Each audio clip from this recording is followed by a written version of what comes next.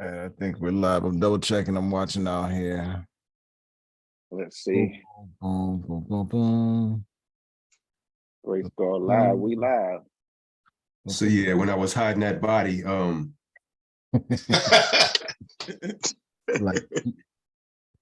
all right, so I guess we are live. I'm gonna assume we are. Always burn the evidence. I do still have that other arm, Q. So once we figure out what we're gonna do with it. You said you put it. All right. Not that joint over my fireplace like some deer antlers. Heavy arms. Yo, well, peace and good evening, everybody. This is GRYSKLL. Welcome to GRYSKLL Live. This is a special edition. We're doing this because we just had a little something pop up that we wanted to talk about. We something that grabbed some of our attention. There was a video that popped up on my feed that Yanni sent me from someone who looks like she's running for office in Virginia. Her name looks like Makia Little. She had an incident with her children, and I want to go ahead and play the video to get it to help set the stage real quick, and then we'll go from there and just kind of discuss our thoughts about this. Let me go ahead and get my screen share going,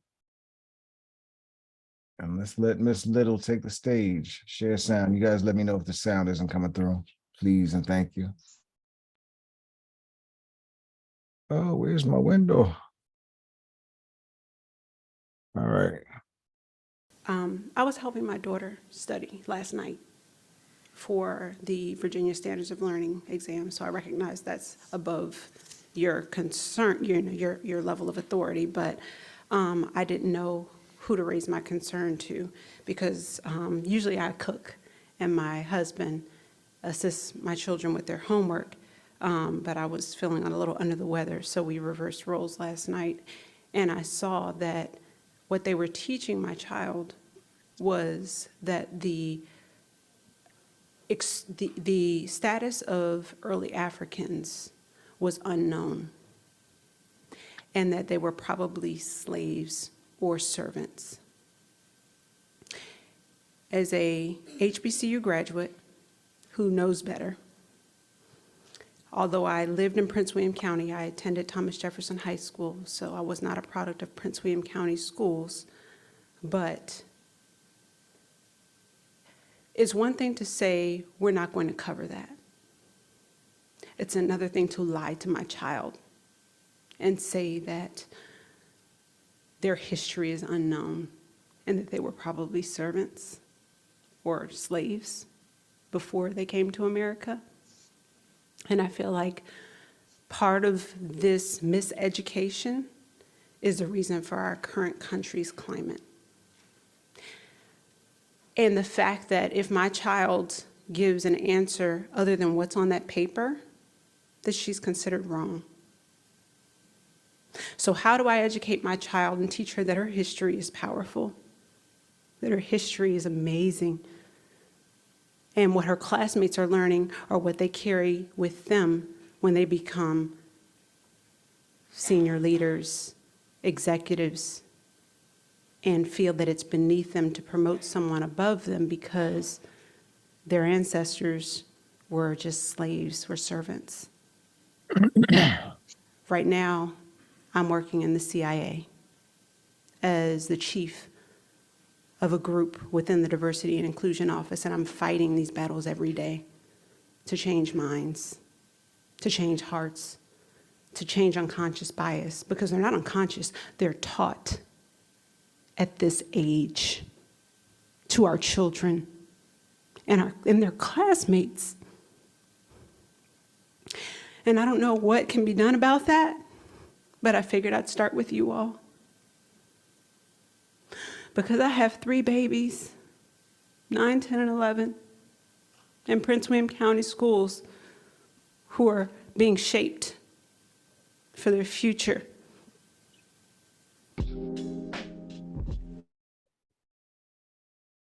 Is everybody able to hear that okay and everything? Mm-hmm. Yeah. So anyone have initial thoughts on that? I'll tell you my initial thoughts first were when did this take place? And looking at the video, I think you can probably see it. If I don't know if it showed up for you guys, fine, but it said this took place in 2019. But the video is just being disseminated this week for some reason. So that I assume that's because she's running for office. So there's possibly an angle to consider there in the conversation, right? But I shared it with a number of people just to kind of see if it was just me that was bothered by it to the degree I was bothered by it. And I didn't feel like a lot of people were that bothered by it. I felt like maybe I was overreacting. Maybe I was overly upset by it. Most people's responses that I spoke to were like, oh yeah, well, just each one teach one. Like we've just accepted this as the status quo, and we're just going to allow this to continue and just kind of just keep hope alive. No. Am I alone on No. No.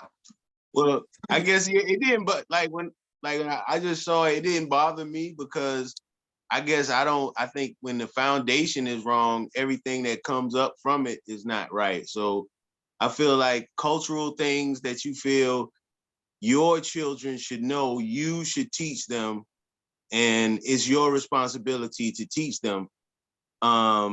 Unless you get involved politically and you really want to be involved in the system. But I personally don't have any faith in the system, and I don't expect anything from the school system to be right. And I guess I teach my kids that. And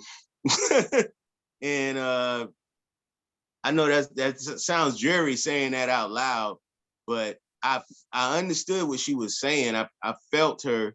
But I mean, it's been this way for so long. I don't know what you can do associating unless you have your own curriculum and your own system, your own everything. You would have to separate. And I don't think people can do that or will do that. Interesting. Enoch, you had something too? Wow. So I think you just hit on some great points, Kareem. Because if the system's broken, if it's corrupt from the roots, it's going to be corrupt at the trunk, the branches, and the fruits. And the educational system that we're dealing with now was designed to make people into products. So teaching honest history is not part of it. But that doesn't mean that we shouldn't be actively designing a better educational system. We are kind of at a turning point in the history, not just of the United States, but of the world, where the power of communication and decentralization, the ability to access information, has made it so easy for people to open their eyes, but it's also made it so easy for there to be a spreading of misinformation. And what this woman was saying hit me really hard because I was living that as a kid. I was the one that knew more of my history and was shouting out in class. And the teachers couldn't actually say whether I was right or wrong. They just could move along and bless. And I think you're right. You can't have the proper education without a separation. But I do think that we have to remove the elements of racial separation from the equation. It's a matter of separating consciousness, right? Because there was a video I saw where I agree.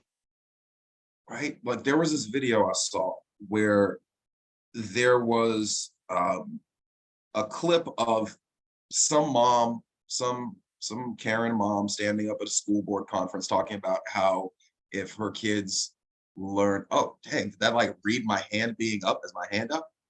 Zoom is that's interesting. But she was talking about how her kids would feel bad about being white because of having a curriculum that taught the honesty of what happened with the slave trade. And the person who comments on it, I was like, why do you assume that your kids would identify with those white people instead of the abolitionists? Why do you think your kids would identify with those white people instead of the ones that were part of the Underground Railroad? If that's what you are identifying with, then that's speaking to your consciousness. And so part of the growth that is happening, that has been happening since my grandma, because, you know, seeing that woman say she was working in the CIA, my grandma was the first Black woman in the State Department to be not just a consulate general, but in Lyon, France.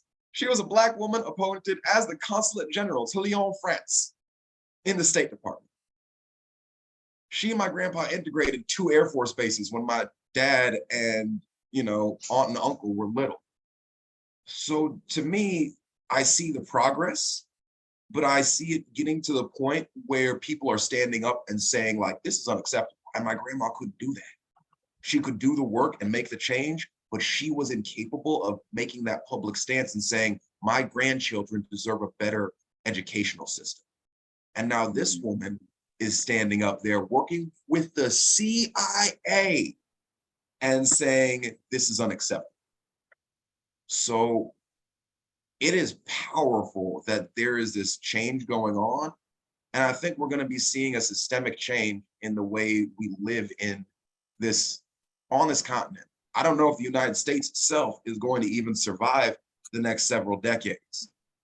We don't, honestly. Between environmental issues, political issues, economic issues, like, this country is teetering. And what we do to build new systems, to create these new structures, and to spread that consciousness in this moment will determine whether or not we build a United States that is truly united, or whether we move into this enclave mentality. I'd like to see us move forward in the higher and better way, ideally, but I know that I'm going to be starting my enclave because the personal community and connection is part of the evolution. And being able to shift consciousness to this broader global understanding of empathy and compassion, while also being able to return to that small community basis where you actually know the people you see when you step outside the door, and you have that stake of emotional connection and investment in your community. That's what kind of all this is leading to, from what I see. Interesting takes. Two really interesting takes on that. I'll be honest, man. I've given up hope in anything positive happening in America, and there being some sort of resolution. I think I just looked at the history of the world, and I think we've talked about it in recent weeks, just that the nature of man is to fight amongst one another. So there's always going to be some reason for conflict in some way, shape, or form.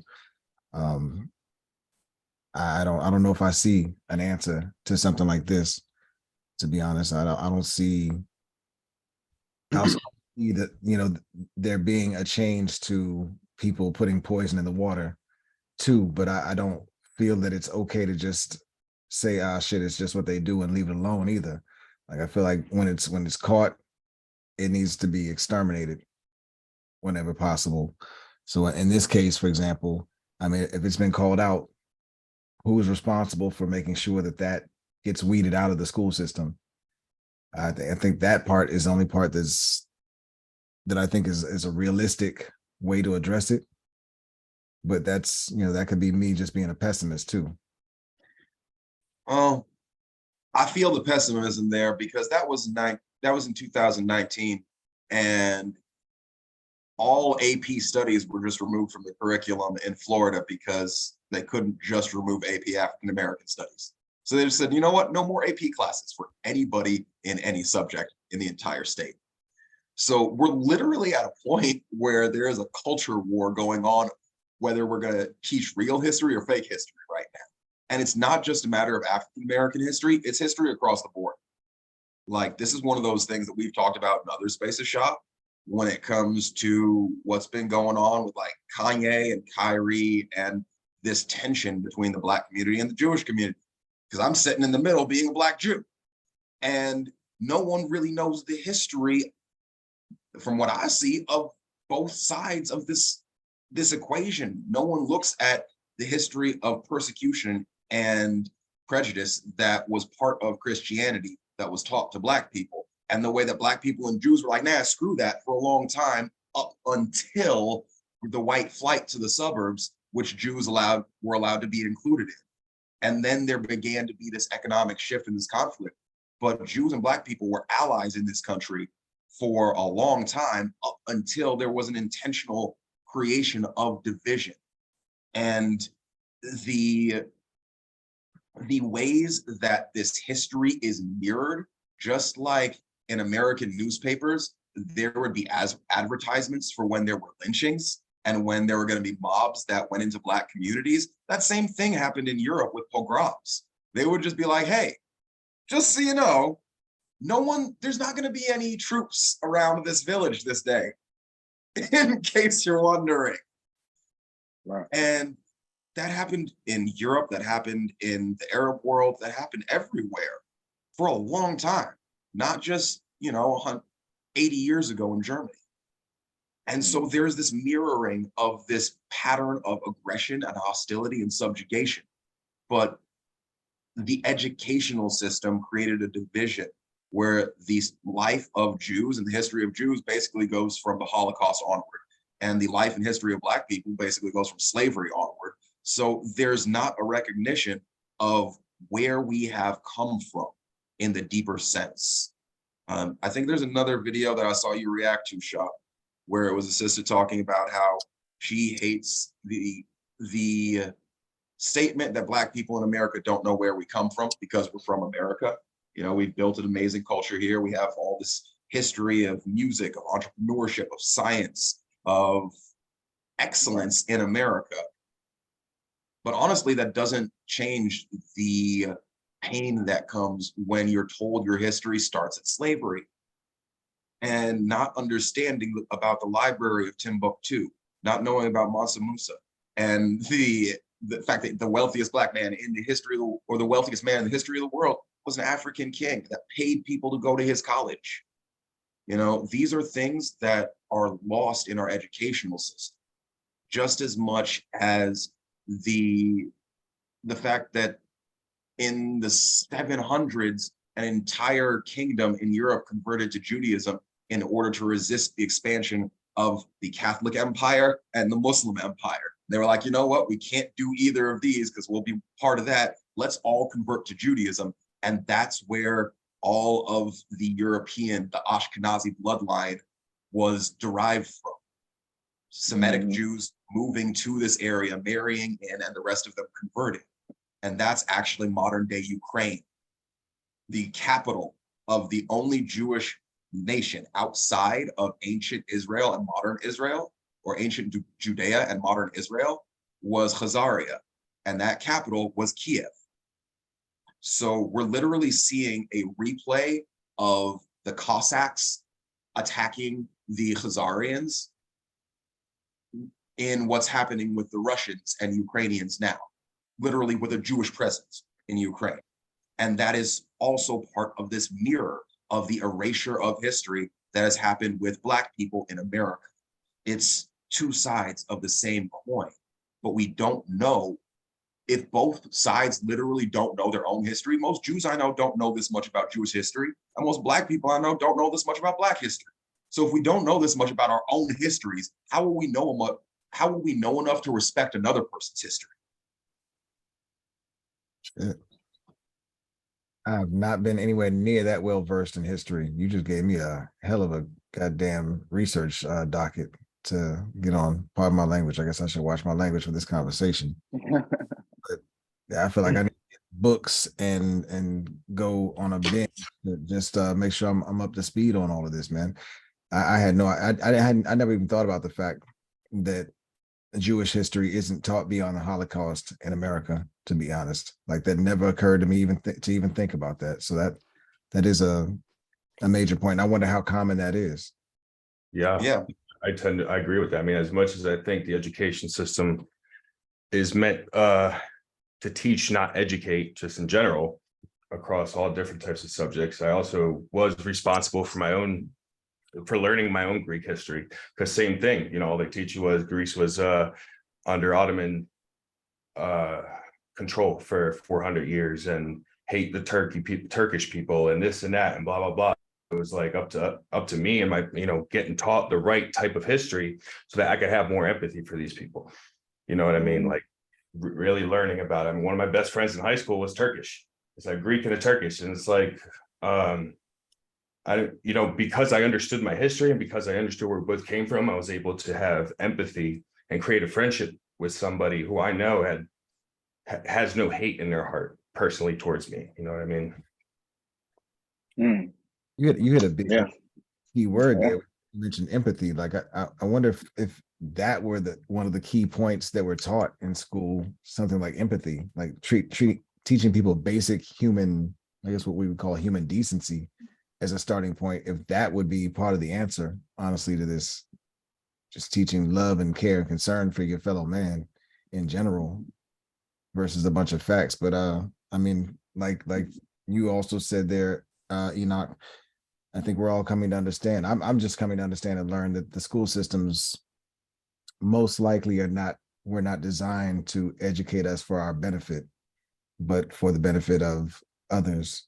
I don't have a whole bunch of facts I can spit to support that. So that's why I say it gingerly and gently. I can't actually give facts. The American school system was laid out by John D. Rockefeller. Right. The entire American I was just school about to say system- that. Yeah, the entire American school system that we experience today was designed by Rockefeller in order to turn people into workers. And we can see that in the way that innovation has changed over the course of time. People consume now more than they create. People buy when they could have fixed. The tools that we were taught in school 100 years ago that gave people the ability to build their own home, fix their own car, if they happen to have one, take care of life as an adult as soon as they exited school, which at that point was generally around 14 or 15 years old. Those are absent from society today intentionally. Yeah. And there's another element that is documented. This is one of those things that it borders along the conspiracy theory area because it is so astute that it's scary. There was a doctor, Dr. Daniel Day. I think it was Richard or Daniel. I'm blanking on the first name, but you can look up Dr. Day lecture 1969.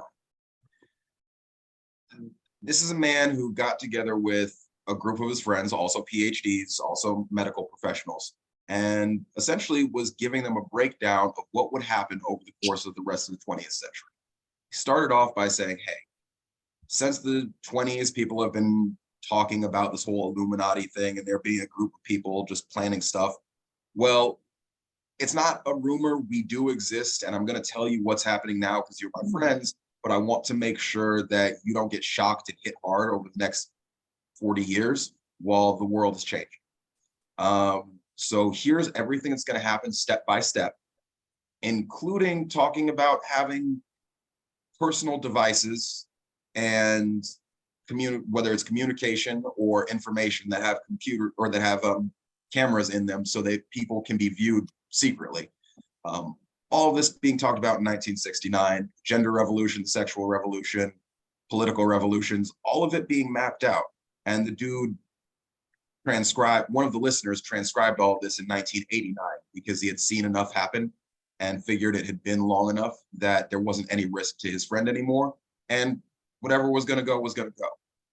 But it scared the hell out of me when I looked at it, because here was literally my entire childhood and the childhood of my parents, the adolescence of my parents laid out in this lecture, saying like, here's what's going to happen and why it's going to happen to lead to this point.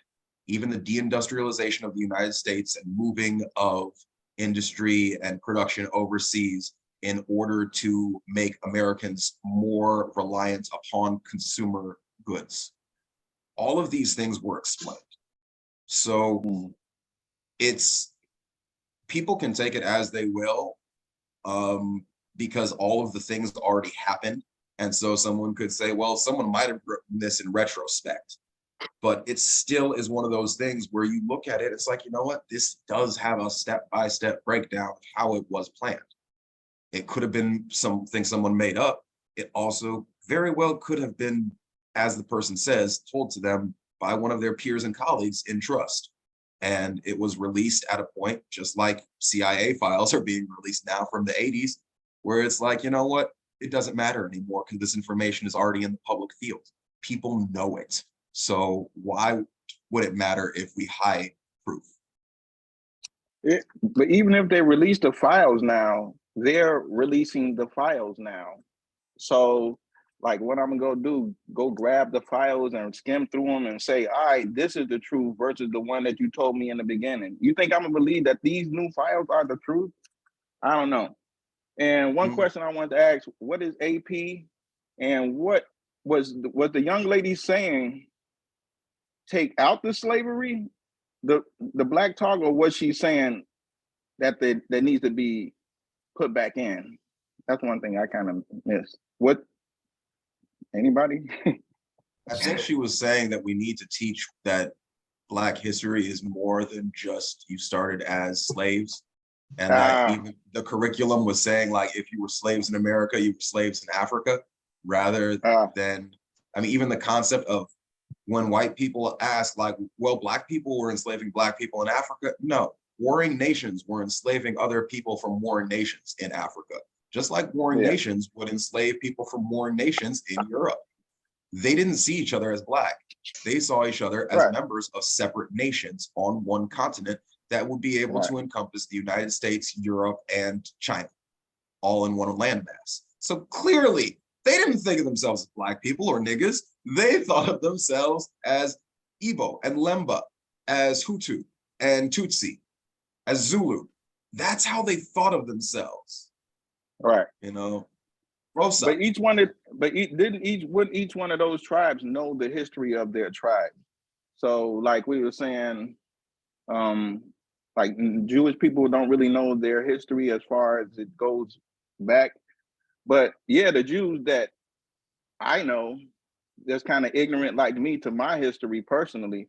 But if you ask me about my family history, I believe that's something I should know personally. You know what I'm saying? So with that being said, if I became a priest, I would know more than the altar boy. You dig what I'm saying? So I think the knowledge is there. You know what I'm saying? With each level, you get acclimated to what you're willing to not say versus what you are able to say at each level. So I don't know. Not really a pushback toward what you're saying, but kind of an add-on or to a subdivision. You know what I'm saying? So I just wanted to throw that out there. The knowledge of the masses versus the knowledge of the initiated. And that's real. Like, there's some stuff you don't get to know until you have passed certain trials. There's dangerous information in every culture. That's why it doesn't matter what culture it is, there's secret stuff. Like when you're looking at indigenous cultures, especially, that only the initiated get to learn because the uninitiated could damage themselves or others by learning. But history, like one of the points of history that we overlook with African history and colonialism is the Benin bronzes. So this is something that will blow a lot of people's minds. The Kingdom of Benin had a historical wall of bronze castings from the founding of the kingdom, from the founding of the kingdom up until the invasion of the British Empire. And these were in order. So the priests and the royal family could look at this and say, this was this ancestor. This is what they did. This is this ancestor. This is what they did. All of them were in clear order on the wall. Every generation had their bronze plaque mounted. When the British Empire came in, they looted the entire royal palace, put the Benin bronzes into random boxes that were literally labeled loot. That's what they were labeled on the historical photos. They say loot, and shipped off to the British Museum. The order completely unkept. The history completely destroyed. And these are on display in the British Museum. People in the country people in, I think it's Nigeria that Benin was located in, can't see their own history. But anyone who goes and pays, a few pounds can walk through the British Museum and look at them. History is not something for the initiated. History is everyone's. History belongs to every person, and knowing our family history is just as important as knowing the history of our family within our tribe. My mom's line are Kohanim. I know because of the maintenance of history within the Jewish people from the days of the Hebrews that the name my mom's family carries means I am a blood descendant of Aaron, the brother of Moses. I am part of the line of the priesthood of Israel. But that does not carry with it any of the initiated knowledge, because that has been dispersed over 2,500 years. Right. So like I carry that responsibility of like, I have to at least know my history, because I don't get the initiated secrets. That's not something I have a father or a grandfather to pass on to me in the way that my ancestors did. However, I can learn what the history of my family is within my tribe and my tribe within the world. And I only have that from one side of my bloodline, because the narrative that is given in the United States and the destruction of the Middle Passage stopped that understanding for most Black people. And most of us don't know that there's actually an African genealogy website that was made by African PhDs in genetics so that we can find out our tribal background. Like, where's my actual bloodline from? Let me see. That's what I was gonna say. Like, if the school system is backing up, it's because you can actually learn for yourself. You know what I'm saying? Like, there's free classes at Harvard. If you want to get accreditation, you can pay for it and get it, but you can actually take the class. The knowledge is so vast right now that maybe the school system doesn't have to deal with history, and they can teach more empathy, life skills, relationship skills. There's no room to shut off this Rockefeller essence. Maybe this is the changing of it. You know what I'm saying? Because the curriculum is right in front of you now. You know what I'm saying? But there's still challenges with access to that information, right? I think the school does have a responsibility. I think there should be a responsibility on the school to teach truth, right? And if we look at what's happening, like you've got white girls spray painting themselves Black and then sending videos of that to Black girls at their school like it's funny, right? Empathy does nothing for that, because the lesson, the implied empathy that would be taught at school isn't reinforced at home. And in that way, it's the same as history. If there's no reinforcement of it, to me, it's pointless, right? So I'm not arguing whether empathy is or is not important as it relates to education. I'm simply saying I don't think abandoning something like history is the answer to me. Now, I'm of the ilk, like real life example. My son is 5. He came home the other day and told me how great Abraham Lincoln was. Right. And I'm like, all right, so we got work to do here, right? Because there's the truth of the preschool that you're in, right? And then there's the other truth that you may not get, or your classmates may not get, but you will have. And what I'm looking forward to be honest with you, is that first test in elementary school where he's like, yo, here's your answer for the sake of me passing the test. But just so you know, I also know that this is the other side of that coin. Now, come on with it, Sheik. You got 2 choices.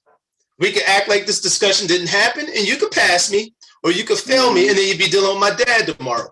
Pick your poison, right? That's right. So that is the reality that happens here. And I understand that doesn't necessarily change the larger structure, but we as individuals have responsibility to our homes and then our community, and then it kind of expands out from there. So to me, I do have a problem with the half truth. History looks good when disguised in heavy makeup, right? I do have a problem with the half truth, but I also feel like I have a responsibility to make sure my son knows, and then that I empower him to make sure his teachers know that he knows, and then I empower him to speak freely in his class amongst his peers if he's speaking factual. You don't necessarily have to agree with what I'm telling you, but that doesn't make it wrong. You know what I'm saying? And that's how I think some of that starts to change. One of the things I did not understand when I was coming up was how often my dad was at the school when he knew I was right, but felt like I was being wronged. I get it now. You know what I'm saying? So I don't claim to have the answer. I just know where I'm at as it relates to mom.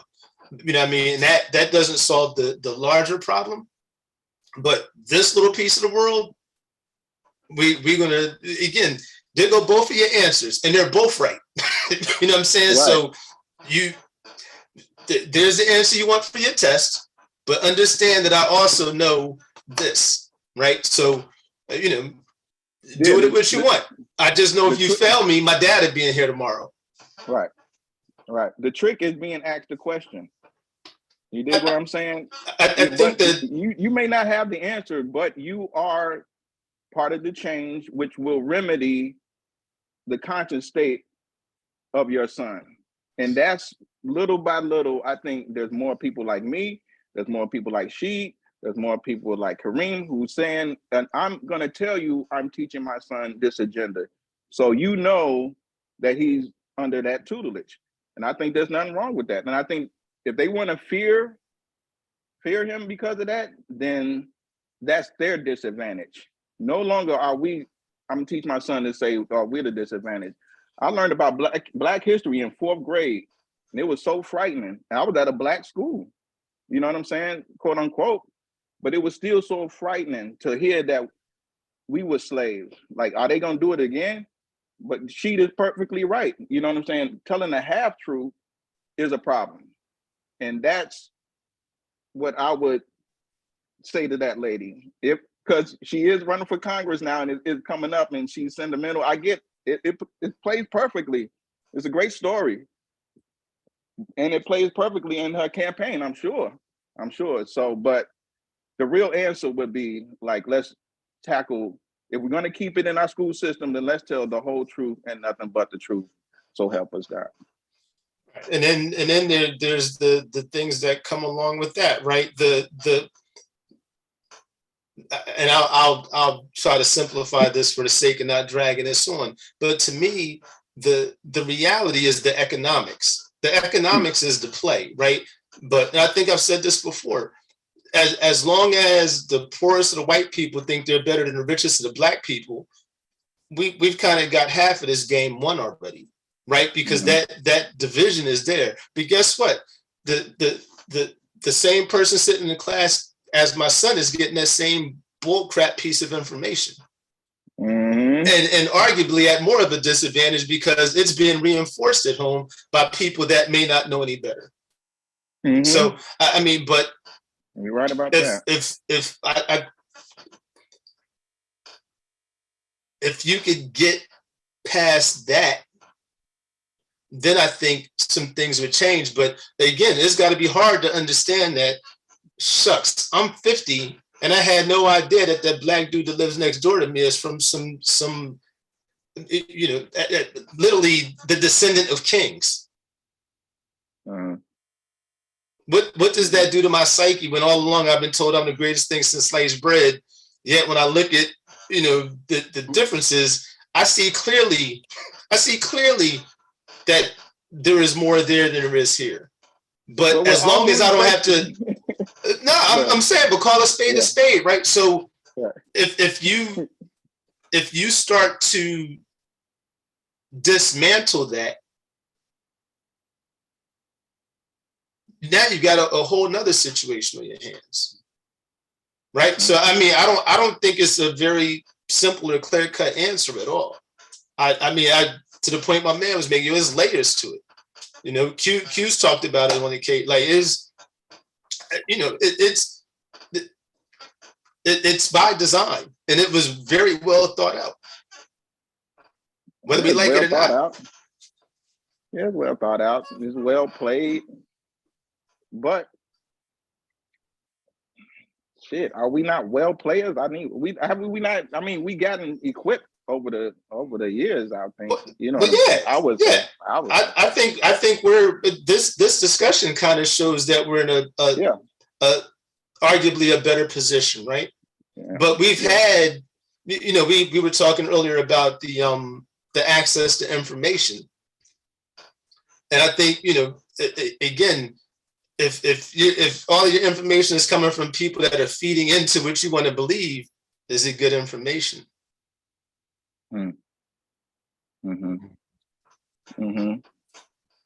It's like, why even flip over Black Wall Street? Why shoot Malcolm? Why, you know what I'm saying? Why you do that? If America is such a perfect motherfucking perfect place and the system works so perfectly, then why do they have to take people out? Or why was maybe their favorite Black person is now Martin Luther King? Just let that sink in. Just let it sink in.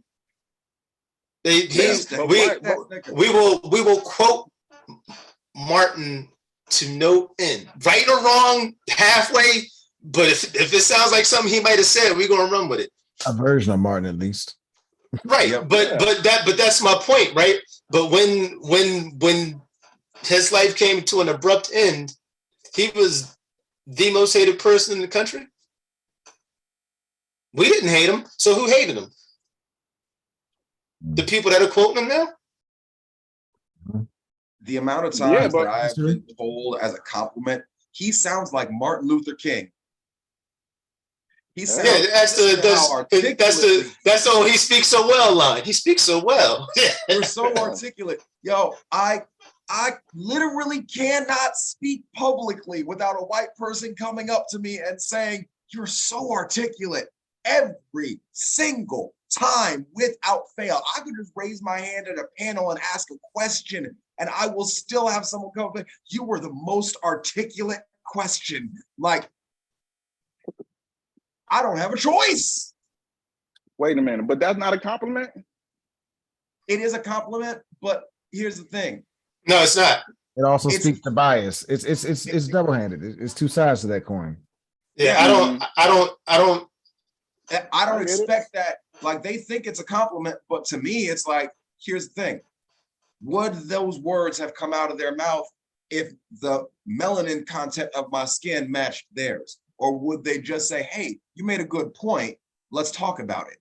Would there be that, oh, you were so articulate, as if being an articulate human being isn't of itself an achievement for me? And that's something I've gotten my whole life. Or even the converse. So what if I throw a little slang in it? The question still got across. You still understood what I was asking. You still don't have an answer for it. But I made you uncomfortable. Yeah. Well, belittle your intelligence because you've thrown some slang in there. Is that the point you're making? Yeah, but again, at that point, it could be the same question. It could be the very same question, change two words. And all of a sudden it doesn't sound as articulate. Then you don't get that same feedback. And if that's the case, that proves the implicit bias, in my opinion. Yeah, it proves the bias, but like you said, it's a two-headed coin. Who are you giving your coin to? Do they have your coin? Are you calling heads or are they calling heads or tails? So if you're feeding me the compliment, I obviously have the coin. So you give me a compliment. Now you're entering my realm with your question or your compliment. Now I have that now. I can either acknowledge it, I can go into it, I can be offended. That's what I'm saying with the whole realm of consciousness that you're giving your son, Sheed. That's the confidence where he doesn't even have to play those games for the next level. a next generation coming behind us, I would believe. You And can I- tell you me, know, you can tell me my son is extremely well behaved. I probably won't get offended. You can tell me that my son is extremely friendly. I probably won't be offended. You tell me that my son speaks well, I'm going to ask you, how did you expect him to talk? that's right. I could ask the same question about how you expect him to behave, but at 5, I'll give you a pass that there is no intended bias there. But if you tell me that he speaks well, how did you expect him to speak? What vernacular? What at 5 years old has my son done that differs from all these other kids? Is it because, but I think I might have told y'all last year when we put him into preschool, the school he went to last year, when we were looking at the school, they let him sit in the class and they were talking about something. And he was like, well, that's a catastrophe. And the teacher was like, do you even know what a catastrophe is? And he was like, yeah. And like, she was like, you know, really, what is it? And he was like, basically, as if something doesn't go as well as you hope it to, or something happens bad. And she's like, you know, and he was 3.5 at that time, 4 maybe. I guess he was 4. But, you know, and again, now they didn't expect anybody in that class to be talking about catastrophe. You know what I'm saying? But that's how we work over here. We don't do baby talk. You know what I mean? That's where, shoot. I told you, my son says dope more than I do. I'm a little concerned about it in some ways, but I'm like, yo, that's the vernacular we use. The fact that you don't understand it might be problematic to you, but I guarantee you, if you sit down with him, he will have any discussion with you that you want to have. So him saying dope, if it makes you uncomfortable, you got to deal with it because you're not going to shut him up. He will talk to you about any and everything you want. So you're going to have to get comfortable with that. You're going to have to be comfortable with it. I got a question. And I'm not going to tell him to stop. Okay, I hear you. I hear you loud and clear. So yeah, and not arguing your point, Dion. I mean, in a lot of ways, I agree with you. I'm just saying, like, you know, I don't. If we're going to talk about respect or admiration or any of those things, don't do it because what I'm doing is shocking to you based solely on how I look. That's all I'm saying. Here's a question, a devil's advocate. I don't know if this is the devil's advocate question or not when it comes to this, right? But looking at how, in this case, what's being taught to people in schools, and they're being taught that our history is nothing but slaves. Damn. What, That's fucked up. Is it right? And I don't even think is it right is the right question. I'm trying to figure out how to ask the question. Can we really assume that the bias or that the compliment is intended as an insult, and that the person doesn't genuinely intend to be giving a compliment and just is unaware of the fact that they're insulting you with that compliment? I think it is intended as a compliment. That's one thing. That's one of the reasons why I take the compliment with grace, but, and I do allow it to be that point, like D said, like D-Mon said, of entering a conversation. Now, if someone comes up to me, says that, and then we enter into a conversation and go deep, then great. But if they come up to me, say that, and then try and gloss over what I'm saying and tell me how I am needing to move, how I'm supposed to do things, how I should express my art, my thoughts, my feelings to make it more comfortable for them, that's when it's very clear the implicit bias is something that is very deep in their unconscious and possibly their conscious.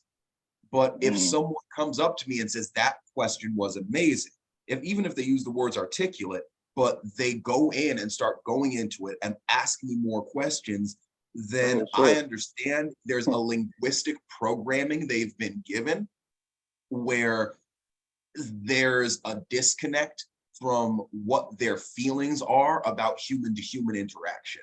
And that's a cognitive dissonance I see more often than I do not, but I still also see a great deal of the other side of things. Hello, little man. Here we But have see, the little brilliant speaker of catastrophe.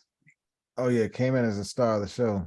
He's one of the stars. The first season, he was an absolute star. yeah. And just so you know, the live isn't live. It's going live at 2 a.m. Huh?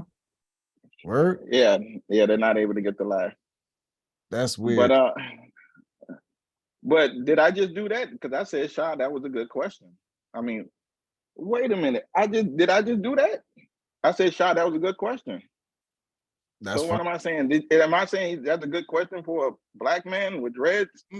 No, I mean, in that case, it's a matter of just commenting on a good question. Because here's the thing, there's a difference in commenting someone on how well they are speaking in the Queen's English versus saying that was a great question. I have some follow-up questions. Because that right there is English. Yeah.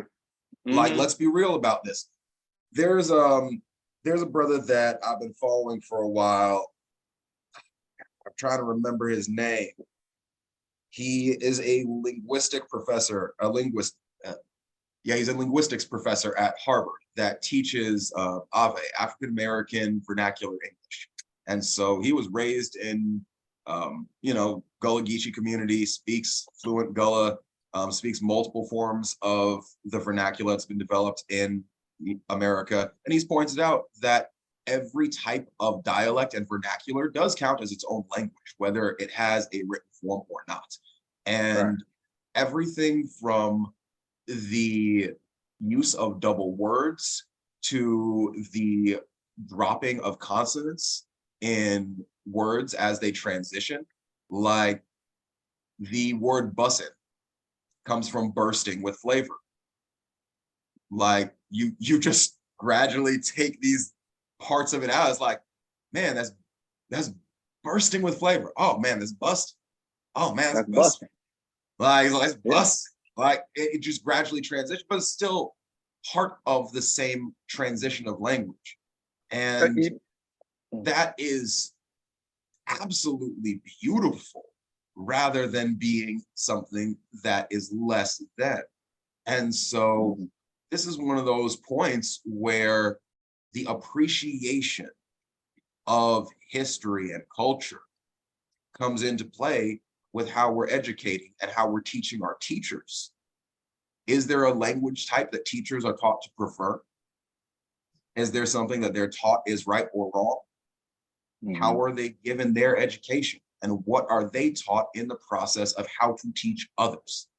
Because if there is implicit bias in the way we're teaching our teachers, then there's implicit bias in the way the education is being performed. And so it keeps going. Go back to what you were saying with the shaman. Go all the way back there. And instead of shaman, put teacher. That's what shamans are. But I'm putting teacher, like elementary teacher. I'm going to go to school and be an elementary teacher. It's easy. Like, hey, man, you can go over here. You can work 8 months a year and then have the summer off. Shit, I'm going to go be a teacher. My intention is to have the summer off, not to teach. You dig what I'm saying? So one thing I want to say with Shah was the question that you asked, it holds true that the people that are complimenting you about, man, how well you speak, because they know the same story we know, the slavery story. They know the Conan story. Conan was a slave. They knocked him out. When you finally meet Conan, the destroyer, you're like, holy shit. You were once Conan the Barbarian. Now you're the destroyer. Wow.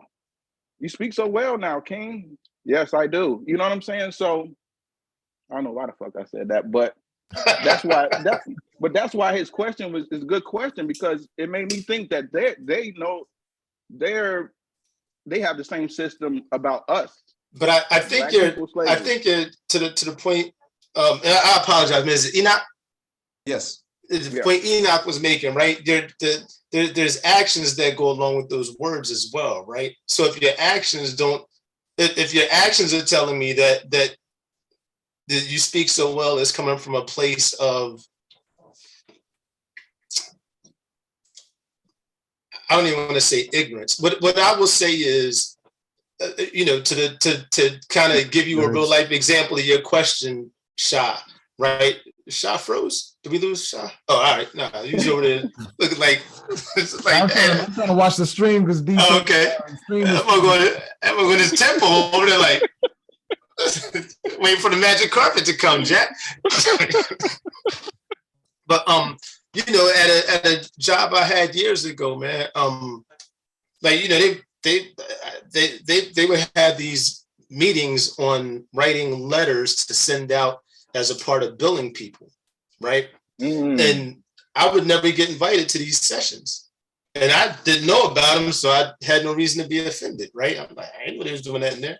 And one day, somebody that I love to this day, and I remind her this every chance I get, I thank her. She came to me, she was like, why weren't you in the meeting? I'm like, what meeting? She's like, you don't know what's going on? I'm like, nah. She's like, I tell you what, tomorrow's meeting, you walk in with me, right? I'm like, all right, cool. Well, when I got in there, they looked at her funny for inviting me, and they looked at me like, what are you doing in here, right? And then I get in there, and I'm like, I might be the smartest person in this room.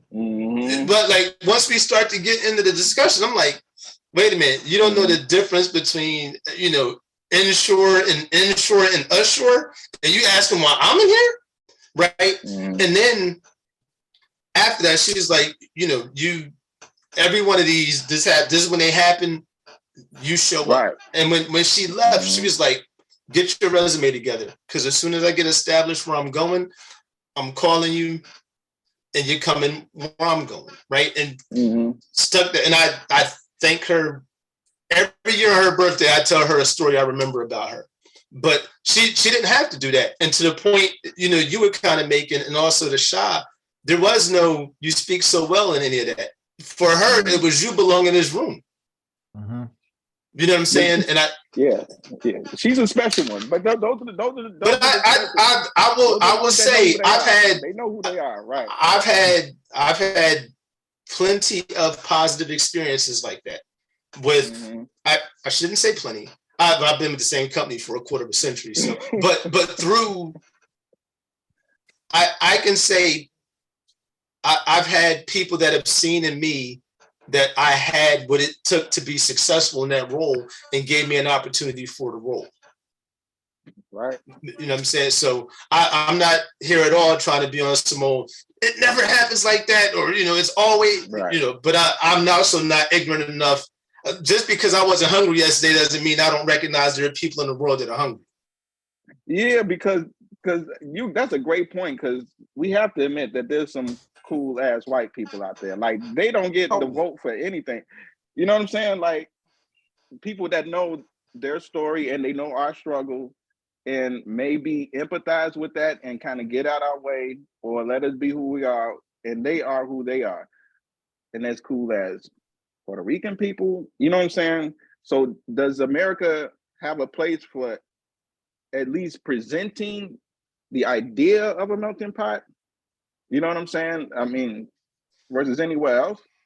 But again, I think the danger in that is if that starts to happen, if we just think if collectively we all decided to get along tomorrow, right? Whatever get along means, right? Okay. But just think if collectively we were like, you know what, starting tomorrow, you know, this is what it is, right? and everybody's marched in, and it goes against the agenda.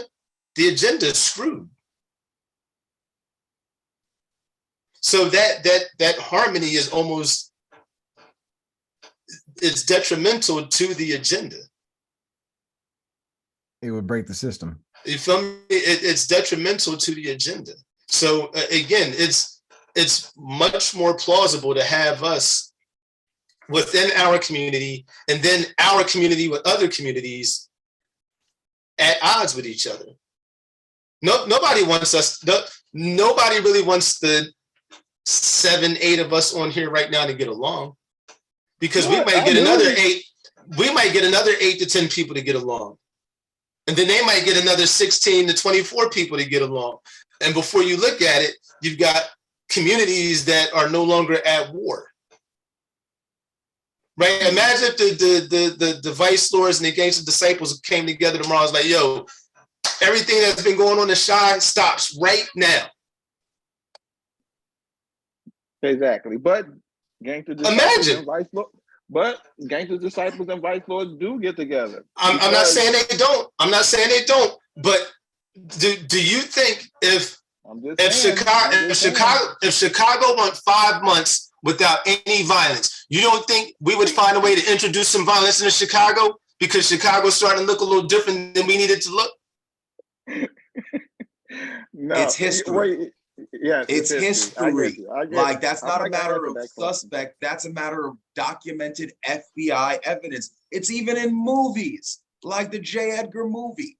Like you can literally see the scene where J. Edgar Hoover is dictating his memoirs and talking to a junior FBI agent, a black agent, and talking about the way that he was intentionally slandering Martin Luther King, putting tabs on him, making him into an enemy in every way he could. And by the way, my brother was the actor in that movie that played the junior FBI agent. So, Word? Okay. like What? that And was which one of movie? those moments. Good movie, but that was one of those moments where the look on his face of like, you dirty mother. Right. It was very real. Like he was feeling that towards Hoover, even though it was DiCaprio and makeup. That was the appropriate face that any black man would have at that moment. Oh, okay. Okay, I know what you're talking about. Okay, yeah. Well, those things do happen. You know what I'm saying? But Think about let's just take a second, think about all of our educational experiences, right? Do you feel like you were given everything you needed to be given to be successful? Hell no. Absolutely not. I would my third grade teacher, I transferred schools when I was in third grade. And this teacher was probably the only one I ever had that really tried to help me. She saw that I had read through the entire social studies textbook in like maybe 3 weeks after getting to this class or getting into this new school, and I could answer questions on everything cover to cover. So she got my reading comprehension tested, saw that I was at a college level in third freaking grade. But there was no understanding of neurodiversity at that point. There wasn't enough of a broad scope in terms of being able to properly diagnose and educate autistic children. And that goes into how we teach our teachers. And so even though this was recognized, I was just kept in regular classes. And the level of attention, like when I look back at my life, I can see white kids that were my peers that were given the support they needed to advance because there was the expectation of greatness.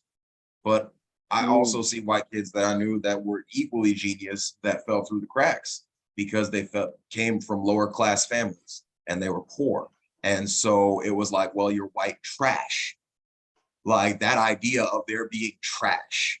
Like, this is why I think race is one of the things that we need to remove from the equation when we're building new communities, not in the idea of erasing history, but removing the boundaries by respecting the trauma and the history, honoring the healing, and celebrating the joy. And that's for everybody. Because just like Pete was saying, in his own understanding of his history, he didn't get damn near any of the greatness that came from Greek history. He didn't have that in his educational system. You know, I know Armenian kids that don't know about the Armenian genocide, except from their families. I know Irish kids that don't understand about the Bacon Rebellion and that the reason why racial laws were put in place in the United States was because of a rebellion of indentured servants led by an Irishman who was like, yo, African brothers, this is garbage for all of us right now. We need to fight back.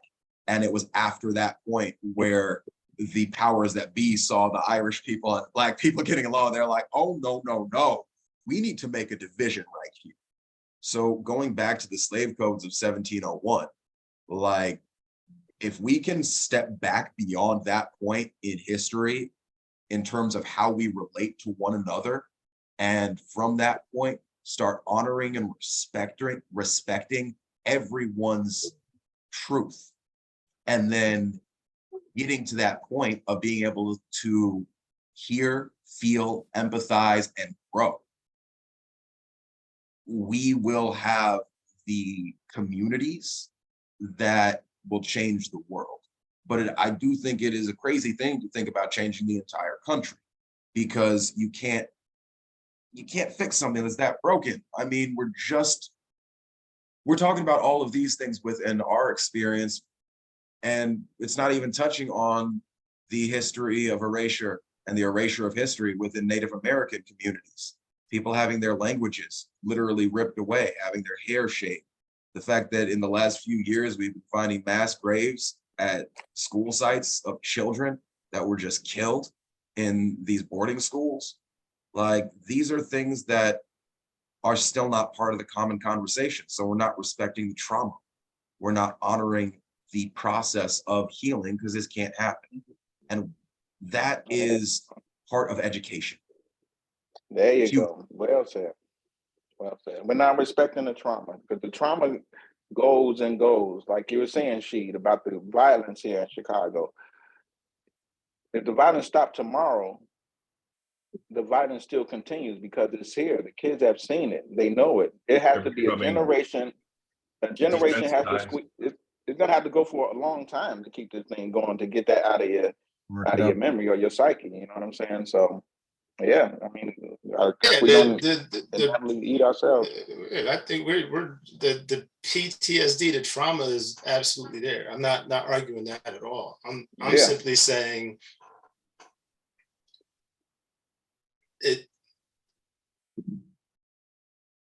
it's, in my humble opinion, it's not necessarily being addressed and or treated appropriately, because the healing, again, goes against the agenda. That's all I'm saying. And people are becoming a lot more desensitized, especially at a young age, to this type of. Hell, I mean, I said it not long ago. You know, how many Black men have we watched get murdered over the past 5 to 7 years? Repeatedly. How many times have we seen the tape or the video? I mean, you know, what is the difference between calling everybody down to the town center to watch them hang somebody? You're slowly and methodically being desensitized to watching Black people get killed. Yeah, the shock factor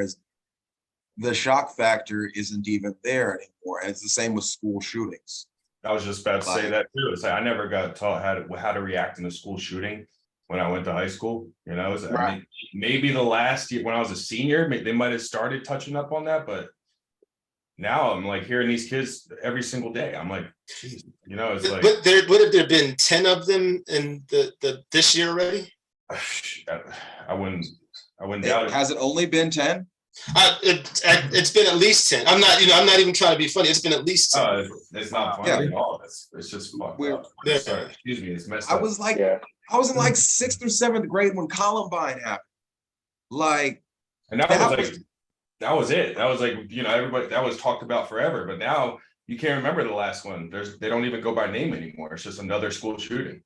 Yeah, we only remember the ones where there is some type of massive media backlash, like Sandy Hook, because of the conspiracy theories. Right. Uvalde, because of how incompetent the police were on camera. Like there's specific ones that exemplify the problem, but like you said, they're so freaking common now, just like seeing stories about Black men getting murdered on camera, just like missing and murdered Indigenous women that disappear. And it's just like, no, there's a whole stretch of highway in Canada. where if a Native woman's on that stretch of highway, it's just expected she's probably going to disappear. Like, police know, everyone knows, it happens so often. It's just like, if you're going down that highway, make sure you have menfolk with you. Don't be alone. Do either of you still have children that are in school? I think your daughter might still be in school, right? My daughter's She's homeschooled. She's homeschooled, okay. yeah, my daughter's a senior. So Your she's daughter's a senior. Look at that, homeschool. My oldest is, I love that, 27. But yeah, I didn't. My big fear every day was like, somebody picking on her. You know what I mean? Like, not one time did I have a fear that there was going to be a shooting at her school. With Cayman, like I'm mentally, and knock on fake wood, there haven't really been any in this area. But I mean, is the shooting more aggressive than kidnapping? I mean, it's not, I don't think it's a weight of aggression, because here's the thing: a school shooting is a single individual taking out aggression against a group of people. It is a violent action that statistically is most often carried out by young Caucasian men. And that speaks to the level of power and privilege that is just kind of put into the narrative of society. And it's really unfortunate. It sucks that that's the demographic. Like, I hate being able to say, like, there's one demographic that we can look at statistically, but it's true. And so that goes into the question of what is the history that is being, like, when we look at the course of history, I just think about it for a second. When you were growing up, did you see photos about explorers, European explorers, that were in history books in some way in a positive light, that were draping their arms over the shoulder of a 12 to 13-year-old African or Native American girl and just having their hand on her bare breast? I know I saw that all the time.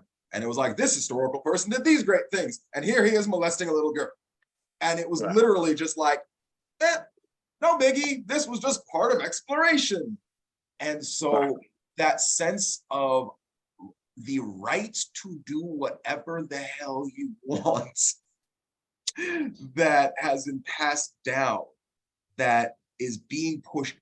There's been a gradual removal of it, and that removal is being pushed back. The fact that Donald Trump became president, that 52% of white women voted for Donald Trump, shows that there's something that's been so deeply put into the culture that the idea of a tyrannical white man who just does whatever he wants is actually imprinted in a positive way. So this is one of those things, looking at the broader scope of how we look at history and how it's taught and what the problems are we're dealing with today, like murder or kidnapping. Who's doing it, why they're doing it, what's the energy that's coming through. Like, there's a difference between a murder on the block and a school shooting. There's a difference between something where there is a sense of retribution because this person literally killed my family member, or, their family member killed my family member, and the cycle of violence that's perpetuated there, versus someone feeling isolated, feeling alone, feeling worthless, feeling like they do not know where they stand in the world, and looking at examples in history and being like, well, this is what my place should be. This is what is coming to me in, 4chan and these various servers where people are talking to me and accepting me because I'm feeling alone. Yeah. It's a virus, and I get it. I get it. It's the same way that, like you're saying, the game violence. I hear what you're saying, but for me, it's an immunity to it because I know what's going on. So it's not as threatening to me. Like, you can say it, I see it on the news on the outside, but for me, it's not going to stop me from going over here or going over there because I know what's going on over there. And I know it's a gang situation. It's not as sporadic and crazy as people think. You know what I'm saying? So I get it. There's a little bit inside game plan. Yeah, not arguing that at all. But the thing that strikes me as interesting, and I think, like my favorite memory of January 6th was turning on the news, and the message was, these people are frustrated and they're tired of being lied to. Woo. Hey man, wasn't nobody excited at all? Nobody rooting for them motherfuckers. Damn, I mean, like, even though they were white, like, damn, somebody was kicking down the fucking doors of the White House. Who cares what color they are? I felt that way. I do. Well, I felt like it wasn't the White House. He said it wasn't the White House, but whatever the fuck it was. But the problem with that is there's a bunch of people that have been crying about being frustrated about being lied to for an awfully long time, and they just do not get that same level of grace. But that's what happened when you try to play these mind games and try to put somebody down. That's evil. That's treacherous act. Treacherous act shall not succeed in God and the light and shit. No matter how much they're gonna keep on trying to with these plans, all this shit, they don't even know why they were doing it. They were crazy. But at the same time, they know why they were doing it. They were doing it for the reason Enoch was just mentioning. Like, you know, but again, the point, this and my very simple and I can't give him that much credit, Sheen. I'm sorry. I can't give him that much credit. How much credit? Credit for what? Credit for knowing exactly what they're doing. Like, I don't give them. They knew what they were doing. They knew what they were doing, and they thought that they were likely going to get away with it. I don't think they necessarily knew to the level that I'm describing of being able to say, like, well, this is my place in history because I've seen my place in history based on X, Y, and Z. But there's that imprinting, right? And so there's the unconscious presence of the bias that has guided their lives, that has made them angry.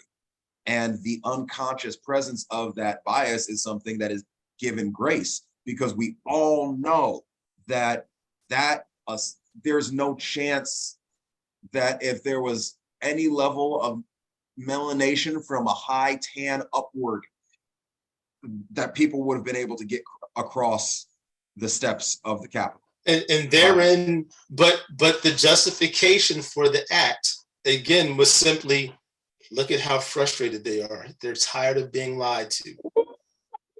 Yeah, man. I love you. Say that again. Yes. That's but it's again, it's. I get what you're saying though, shit. But but when you say it like that, man, that's some righteous shit, bro. I'm sorry. But it's. If I bought into that, I might feel a little differently about it. But the reality is, of arguably any. Good to see you, man. Cool. Peace, man. Peace, man. It is what it is. But you know what I'm saying. So, but I got a little. Am I mistaken that one of the Proud Boys leaders are kind of brown skin? I think he's of a Latin descent. Right. Yeah, I think he might have been. I think he may be of Mexican descent, if I'm not mistaken. But he's definitely Latin. I think there's also some rumblings that he might have been on some old. And the dude that actually started to stop the steal. Anyway, you know what? I'm a shut up. Yeah, they got names for those type of. Let's just point out for a second, though, for the sake of, you know, it's always good to take a moment to recognize irony and Schadenfreude as a source of levity. Republicans have been talking about, and conservatives have been throwing out this scare tactic of talking about in schools, kids wearing cat ears and having litter boxes, trying to bring furry culture into schools, right? when someone literally wore a headdress, a furry headdress with horns that dropped a deuce on Nancy Pelosi's desk, okay? So they're talking about furries doing this in schools when they were doing it in the Capitol. And this is one of those points where it's like, all right, when do we actually take a moment to sit back beyond the feelings of frustration and pain, when we respect the trauma and we look at this objectively and say, there is something that is just funny. It's sick and twisted, but it's funny about how imbalanced reality versus perception is. I mean, this is, and it's not just. Yes, I agree 100% with that. Even with liberals, there are some points where I step back and I'm like, man, are we really trying to make an issue about the new Harry Potter game having goblins as the bad guys and saying it's an anti-Semitic game when there's actually been a massive upsurge in anti-Semitic violence? Like, really, you're going to talk about a video game instead of people getting stabbed? That kind of thing, where it's just like, you know what, we're going to show every black person that gets murdered by the cops, we're not going to do anything about it. Like, at some point, it's just like, you know what, this is insane.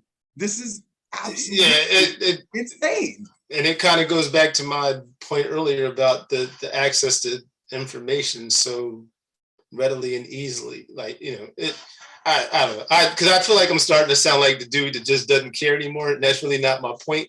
But I listen to some of the stuff these people say some days. I'm like, we're screwed. Like, we've been screwed. But as an adult that's somewhat paying attention, I really understand what screwed means now. Like, you know, pleading ignorant may not work for me any longer. But yep. The good news is we got Q and the KKK collective still. So that's, when all else fails, I can count on that. It's American tradition. Some things run strong. Yep. There, you know, I do feel like we're reaching an interesting transition point, though.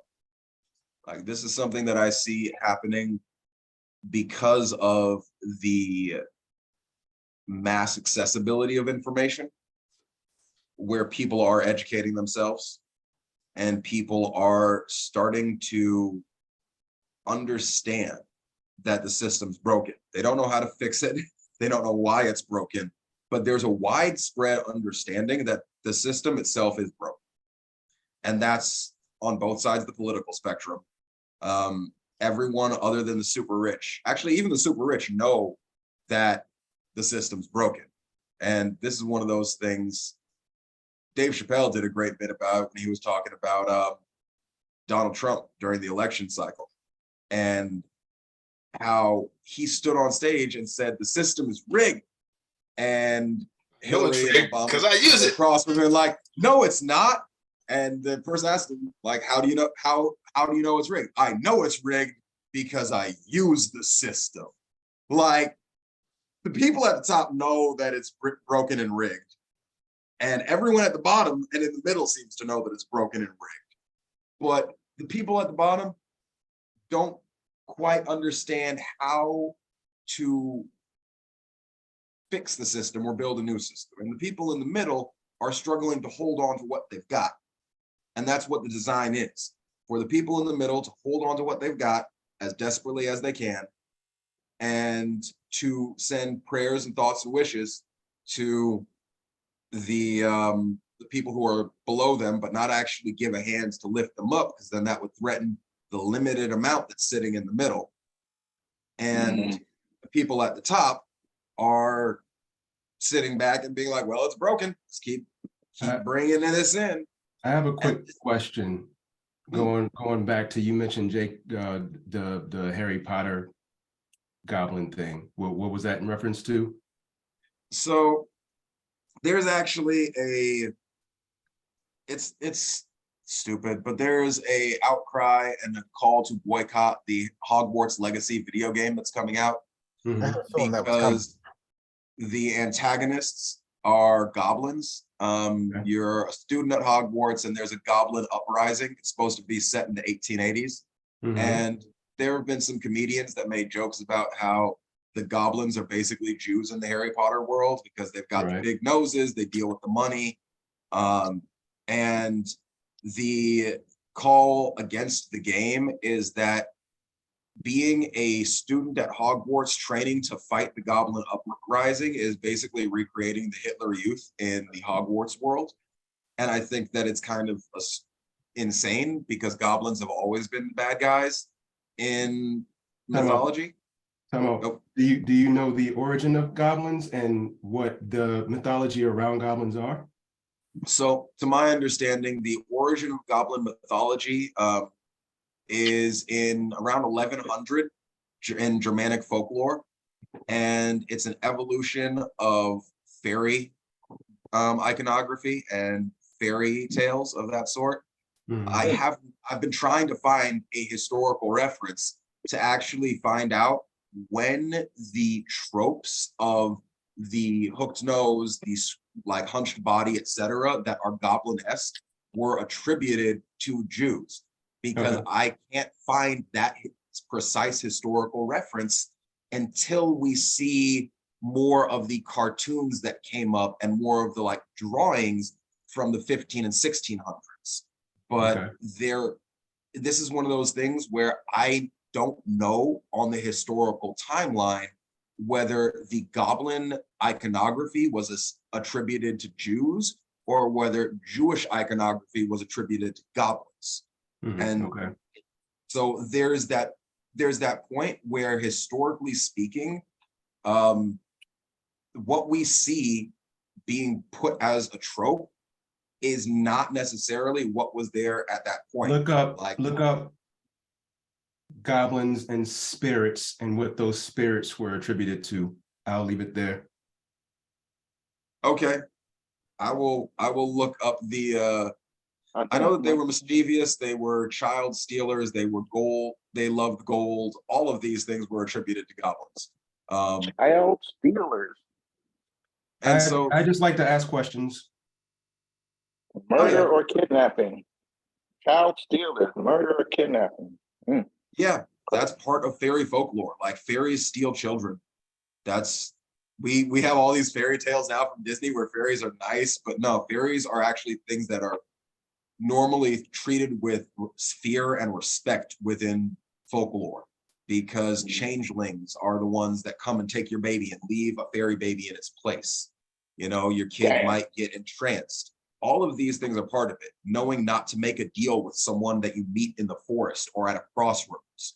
Those are things that come down from spirit folklore and from fairy folklore. And so it's actually one of those things that's really kind of, it's an interesting point to see where transitions have been made between different forms of folklore and mythology and how that's brought into cultural practices today. You know, how do we see African people in the United States based on the mythology that was created in the United States? The first movie that was shown in the White House was Birth of a Nation. Birth of a Nation. Yeah. Is that a good thing or? Oh, do you not know about Birth of a Nation? Yeah, I know it, but you got to remind Have me. you not seen Birth of a Nation, bro? Yeah, I know what it's. Not the one that was released a few years ago, but like the original. No, it's like a black and white one, wasn't it? Okay. The original Birth of a Nation was basically a propaganda film for the Klan, where there were white people in blackface that were playing Negroes trying to steal women and jumping out of the bushes like boogity boogity. And the Klan riding in being the great white knights of hope. And that was the most popular movie in the United States for quite some time. First movie ever shown in the White House. It's okay. What does that do to your psyche? So when we look at the psyche, what does that say about the What was it view of supposed to a do to our white psyche? person in authority treating a black person with hostility. When we see videos of black people being murdered by the police, how is that different in terms of the hit on the psyche from just seeing a birth of a nation? That is what was entertainment. So now it being used for shock, still being put in media in back to back with news cycles that are about entertainment, how is that being portrayed? When we look at the tropes about Latinos, how are those portrayed and the mythologies that are laid down? We don't talk about the history that was destroyed by the Spanish conquistadors. We look at the struggle of people trying to escape from violence that was created by this cycle of colonialism. The stories that are passed down and how we understand the history itself and our place within it, as we're going back to that earlier point that the woman was speaking about in her video, have a direct impact on how we relate to ourselves, our world, and what we see and experience within it. Wow. Pretty heavy. Yeah, I've seen it. I've seen you seen Reefer Madness too about I think that was the same black dude jumping out the Just had a conversation about that last night. Yeah, man, I had that on the tape. That's crazy. Same black dude jumped out the bushes, grabbed the girl up and shit. Like, boy, these motherfuckers are hilarious. But Yep. And those same tropes were even used in Looney Tunes. I mean, oh yeah. Watch like the original King Kong film. Tarzan, right? Like Tarzan. It wasn't any of the black people that were talking to the animals. It was the white dude that was raised by gorillas. None of the black people living in Africa for millions of years, like over 350,000 years of human evolution, no black person ever knew how to talk to an animal. But Tarzan was dropped there as a baby, and he was able to talk to all the animals. This is the mythology, right? So this is one of those things where there have been points where people have intentionally made a flip on the mythology, which is really important. And one of those actually, you know, even though the last movie was a travesty, is the original Black Panther comic books. Because T'Challa of Wakanda challenged the Fantastic Four. He invited the most powerful superheroes in the world to come to his kingdom, and he challenged them one-on-one in their own field of expertise. He beat Reed Richards in intelligence. He beat Sue in agility. He beat Johnny in terms of like speed and the ability to just kick ass. And he fought toe-to-toe with the Thing. He beat the 4 white people that stood at the top of the world. And it was Stan Lee that did that to show for a purpose of being like, the strongest person in our world is actually going to be a black king. I'm doing that to change the mythology. And it's what about the good old American stories that give you hope? Anything give you hope out there? What's that? What about the good old American stories that give you hope? Is there any stories that give you hope? I mean, the stories that give me hope are ones that I learned about on my own, like George Washington Carver. George Washington Carver is one of the greatest stories in American history. Like, this is a brother that taught himself horticulture. He would, you know, we think, oh, this man made peanut butter. No, he created over 275 uses from the peanut, including making plexiglass. He synthesized plexiglass from peanuts. Everything that we could use today, he made from peanuts. Like the petroleum-based products, peanuts. Most of the apples that we eat today, hybridized by George Washington Carver.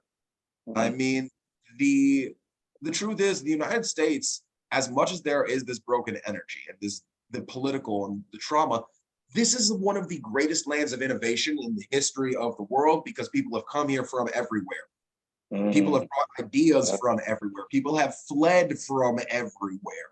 And for those of us who have a history that comes from suffering in the United States, it's easy to focus on the suffering. But for people who are the children of refugees that came here and came up, there's a completely different narrative. And so that's part of how we deal with that history. and how we honor the trauma that people carry. Because a refugee that's coming to the United States, escaping a place where they've literally watched their loved ones get murdered in brutal ways, is going to come here and be like, you know what? I see all of this terrible stuff, but I am here and I'm safe, and I'm not safe in this other place. So I appreciate that I'm here and I'm safe. Whereas, like I said, someone who's grown up steeped in the trauma of this continent is going to have the feeling of, I'm not safe here. James Baldwin saying, I needed to go to Paris before I could breathe. I needed to go somewhere where I was a human being, not a Black man, before I was able to truly grow into who I am. This is one of the cognitive dissonances, one of the great dichotomies of America. This is a terrible country and a beautiful country. It is a country that is steeped in blood and lies, and it also steeped in hope and dreams and success. Hip hop came from America, and that changed the world. The electric light bulb, tungsten being put in the light bulb, was done by a Black man. No, Edison put cotton in it, Black man put tungsten in it. Now we have usable light bulbs. And tungsten light bulb. Street lights and. Like, you know, so many of the things that we have are part of our own history. How many of the things that are part of the history of the North American continent are part of that fusion?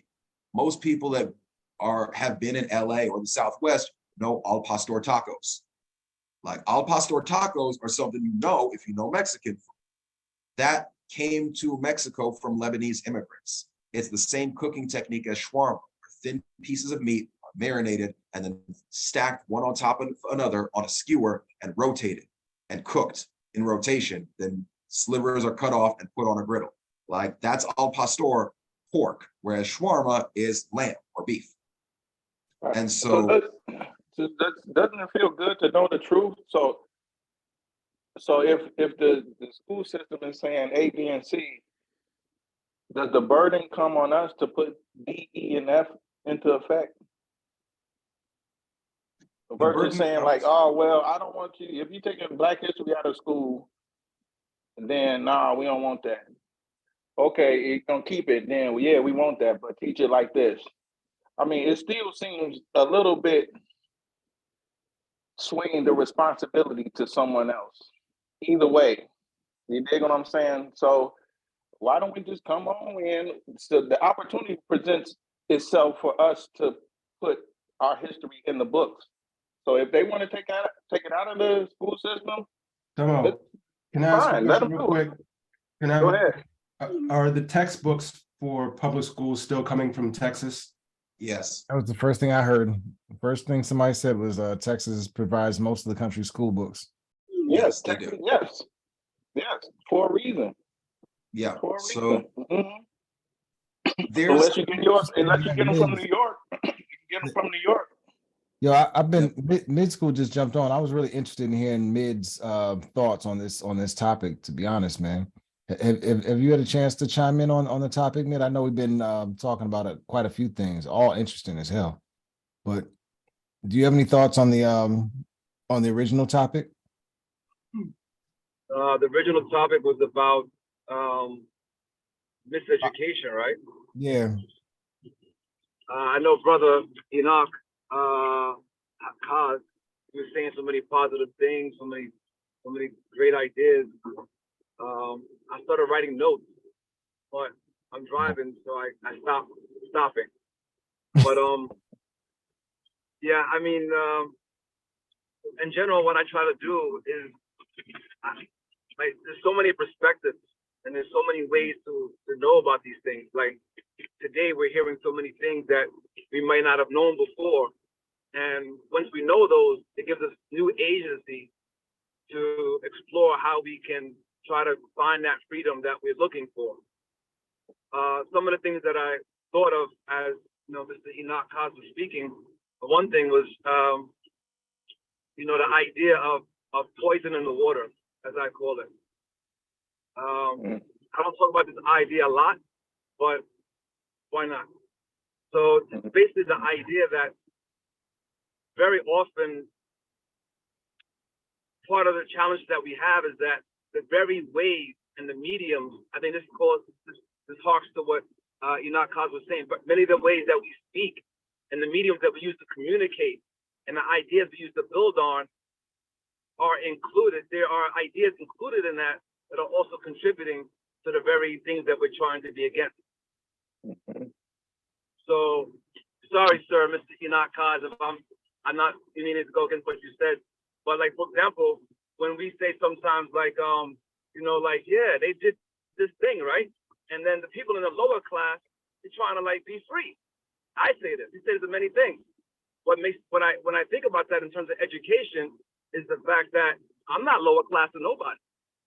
But me using that term to try to get my freedom helps perpetuate the idea that I'm trying to fight. The tools that I'm using to free myself are also part of the reason why it's continuing. And I very often call this like the poison in the water. So when I'm hearing about education, this is what I often hear. Like I think I've told somebody before this, but I taught a sociology course. And one of the things that really pissed me off was that in the course, they're like, yo, dominant culture, the subculture. It's not a big thing, but for me, it jumped out. For me, it's the poison in the water. Because when a lot of the students, some of my students are from this area, some are from that, a lot of the students are like, they take a test and they're going to leave the class like, yeah, so there's a dominant group, these dudes and these people, and the subgroups. I'm a subgroup. Even if it's not taken a certain way, it is taken a certain way. So some people are going to leave that class thinking like that's a dominant, even though like, oh no, we need to be equal. But on my test, you know, I'm smart now. You know what I'm saying? I know we're equal, but you know, really, I took a test. You know, I got a degree. So my degree told me that they're dominant. And on what levels is that affecting us?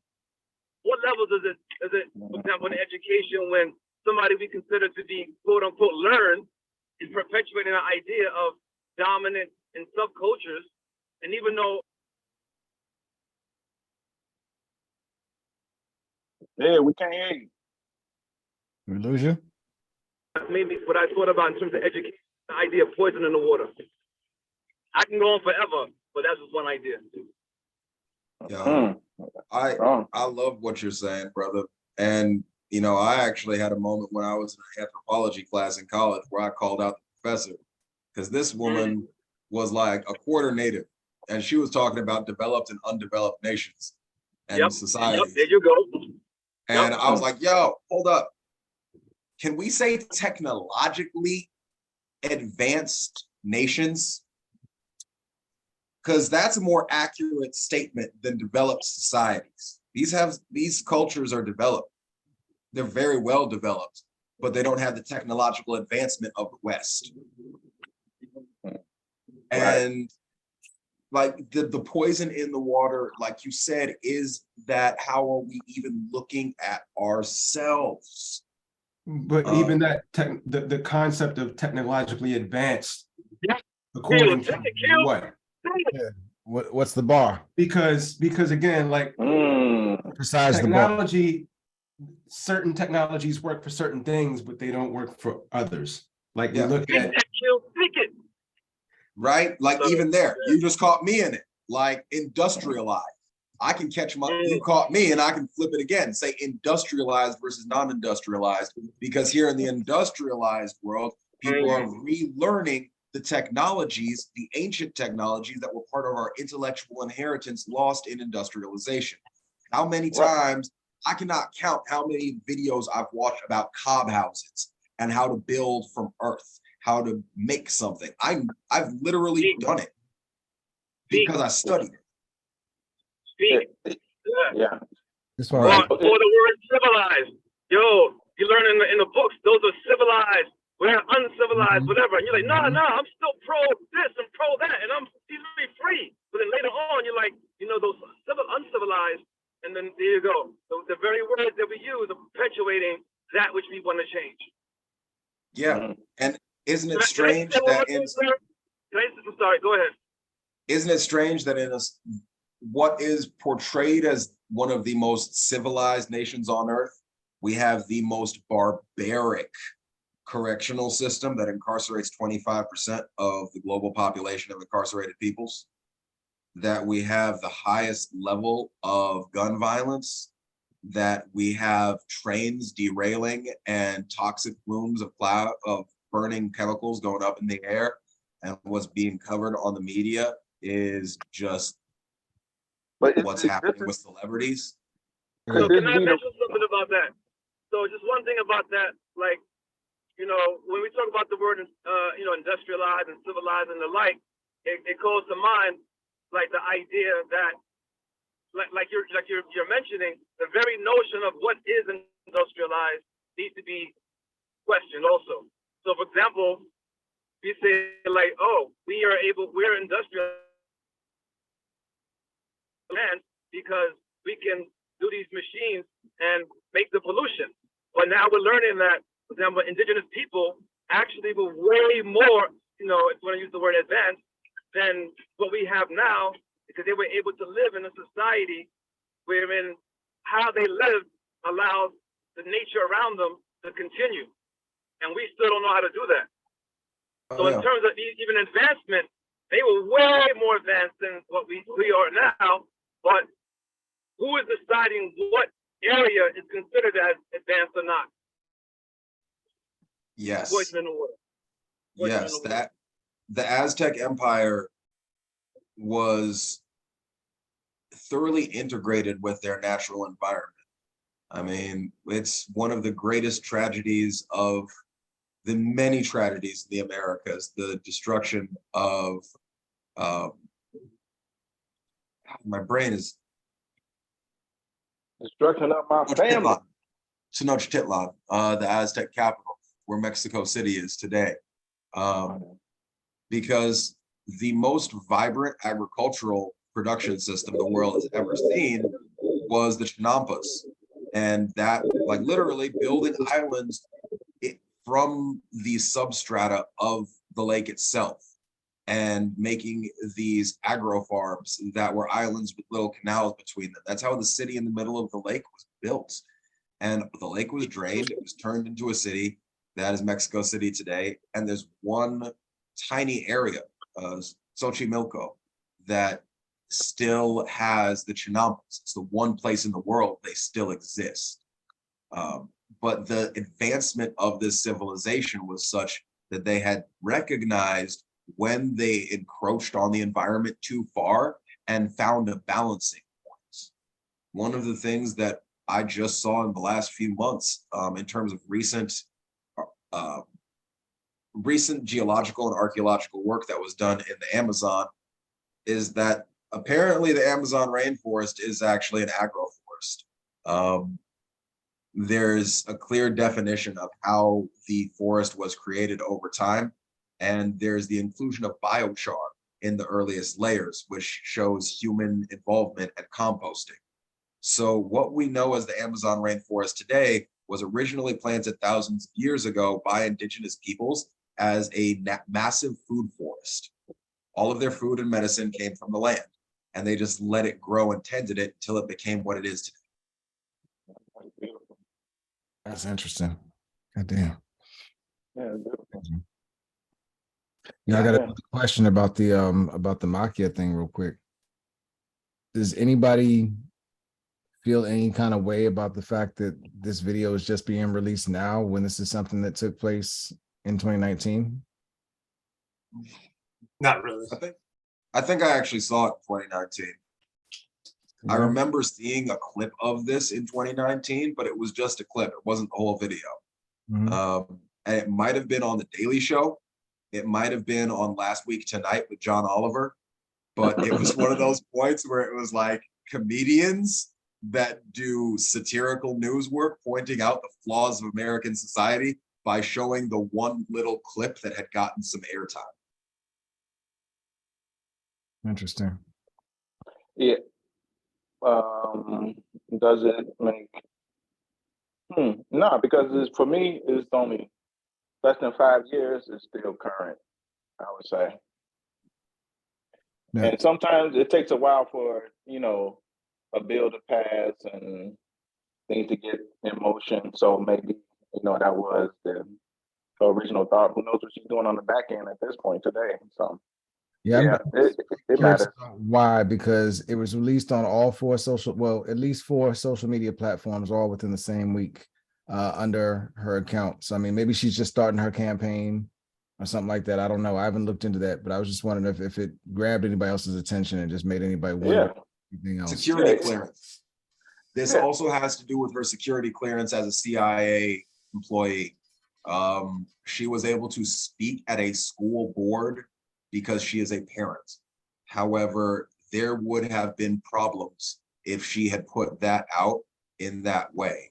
So the fact that this made airtime because it was a public school board appearance, that is something she has no control over. She was speaking on behalf of her daughter. It is her right to do that as a citizen.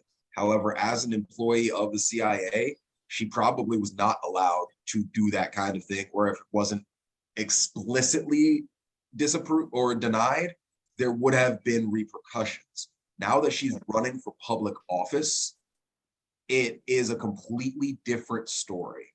And so since my grandma was in the State Department, that's one of those things where I can actually say, there are questions I asked my grandma over the years.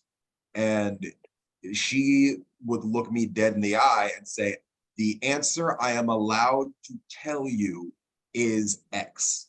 Mm-hmm. And so when you have a certain level of clearance, you have to have a certain level of public appearance and candor. And I think this woman has made the decision to take this old video and put it into the public eye now, because it not only shows her devotion to her daughter and to changing the educational system as a parent, but it also presents her willingness as a government employee with one of the most secretive agencies in the United States to step out and say, this is something that I am dealing with in my own work experience. And like, she's been on, I feel like that put her on thin ice if she wasn't on it already. And she's chosen to take the plunge and go into full public service in that light now. So it seems strategically sound from looking at her employment and her background, the timeline of when she put it out versus when it was released. And also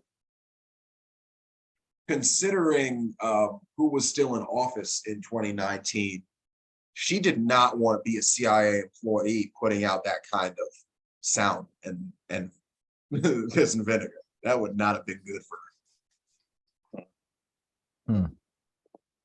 Yeah. I don't have any opinion on it. I just have questions is all on a lot of this right now. Yeah, that's a good point though. But yeah, very I mean, it's working well with the campaign. So yeah, it's strategic. It's kind of stuff that makes me really curious, man. Mm-hmm.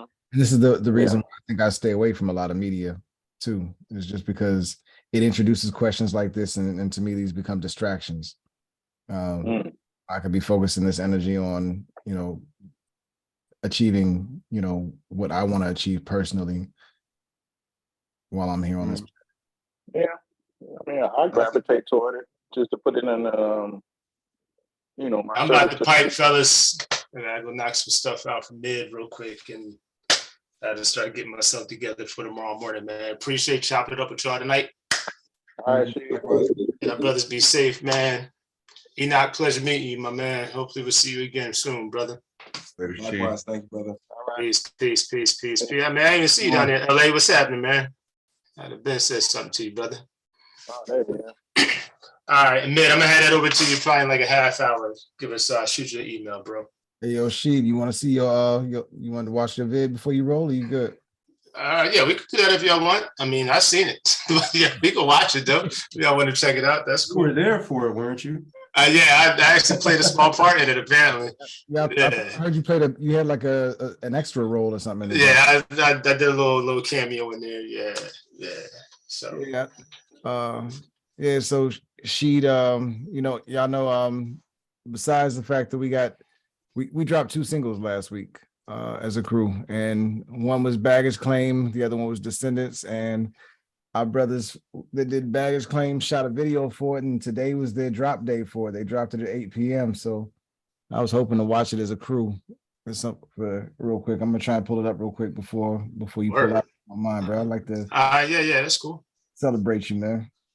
Yeah, my video editing debut in all of its infant glory.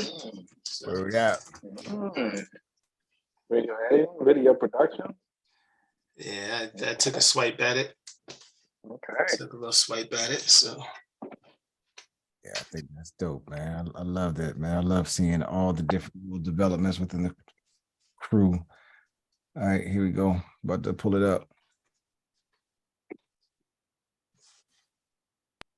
We get full screen treatment for this.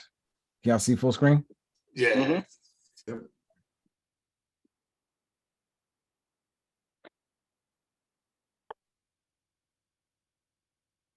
Oh shit. Hey, yo, Kareem. I probably didn't hit that button, did I?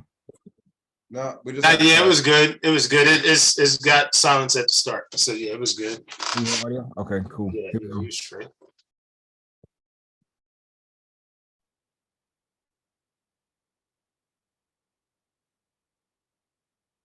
Hey, yo, Kareem. Yo, remember that discussion we was having? First time it's all about working to get back. Keep it a secret, yo. Cheaper to keep it, bro. Second time around, it's all about the baggage. I'm waiting for my hard shell luggage at the baggage claim. First time it's all about working to get back. Keep it a secret, yo. Cheaper to keep it, bro. Second time around, it's all about the baggage. I'm waiting for my hard shell luggage. Stand firm, who me?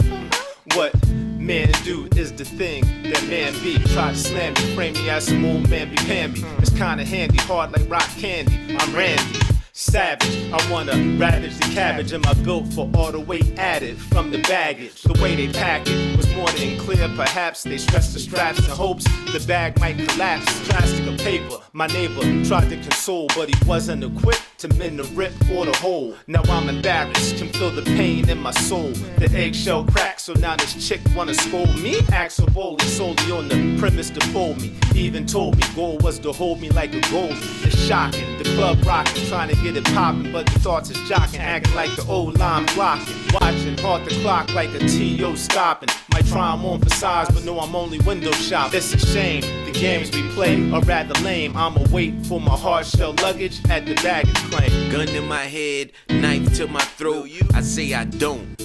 Falling in love was like sinking in mud. I passed quicker than the sand in the hourglass. That bitch one is off for like 10-15 seconds for some wallet. reason. In my soul, I gave up the wallet, the paper that folds. Comparing me, find that broken mold. Her influence never turned up gold or brown. Louis V, Samsonite, carry on with a tag, my property. Why is TSA stopping me? I'll go shopping when the plane land, like Big L and his main man. Ooh, baby, I'm not crazy, it's hot in June. If I never see you again, it'll be too soon. Keep it a secret, yo, cheaper to keep it, bro. The damage is done, spending time examining the magnitude. Trying not to be overly rude with my attitude. Gratitude, child, please, you need to stop. After the drop, you can't put all the cereal back in the box. I run the vacuum to clean the room. I do a dance, listening to cleaning tune. As time advance, the Mayflowers start to bloom. I take a chance, does time really heal the wounds? Can you find what you're searching for in the mall? Checking all the bags inside the coach store. Forget the folklore, I'm not the type to rock a fanny pack. Heard I rap, hit me with the backpack with shoulder straps. I must admit, I was taken back. Matter of fact, surprised she would meet me where the boy was at. Super clever, told me she down to travel whenever. Let's toss them old bags and pack this new bag together. Many bags look alike. Please check your bag to ensure you're picking up the correct one. Have a great day, and thank you for choosing the correct one. First time it's all about working to get back. Keep it a secret, yo, cheaper to keep it, bro. Second time around, it's all about the baggage. I'm waiting for my hard shell luggage at the baggage claim. First time it's all about working to get back.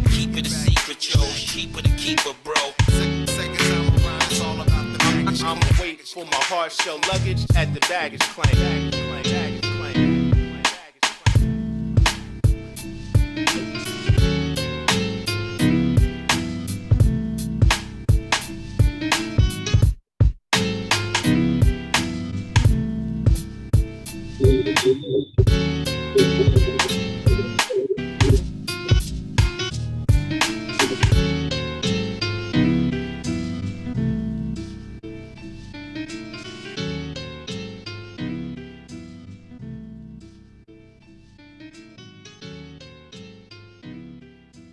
So I gotta ask, She, do they actually still make Saucony shoes, or did you have to give them like special order?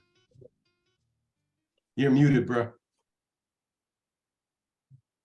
Nah, yo, they still make them, but Oh, I gotta really? go watch that. Yeah, that shit was off for like 15, 20 seconds, yo, like in various places. It's probably because it was streaming. Yeah. It was fine here, so it's probably Okay. Yeah, it was. everything was on point, on time here. Okay. Yeah, it was trying to play catch up with itself. Right.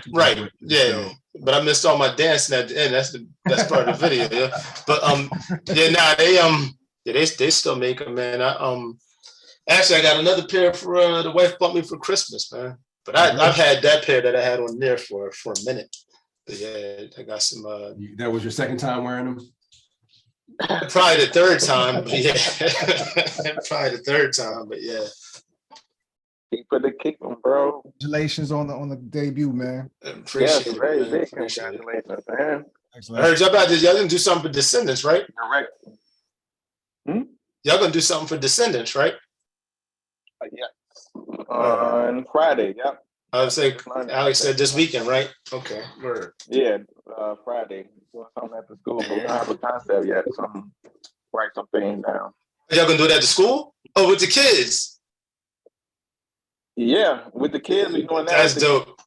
No, we're not. We just recording the video at the school. Oh, okay. And for the kids, we gonna do something on the 28th at the school. All right. So that's like a performance. I kind of want to wait, to get the performance in the video a little bit, but we're gonna start filming the video for it on Friday. Yeah, get some of the performance footage too, man. Yeah, right. Should add that on to it. You're right about that. Yeah. So yeah, we lost a lot of opportunity with the weather. Man, I don't know. You can see like in like the joint in front of the airport, it's actually raining outside. Yeah, I saw that. That's why my ass was sick last week. Yeah, it was.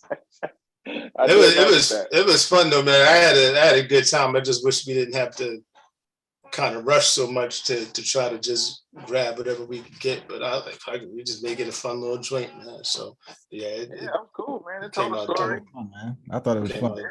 Yeah, good work. Appreciate it.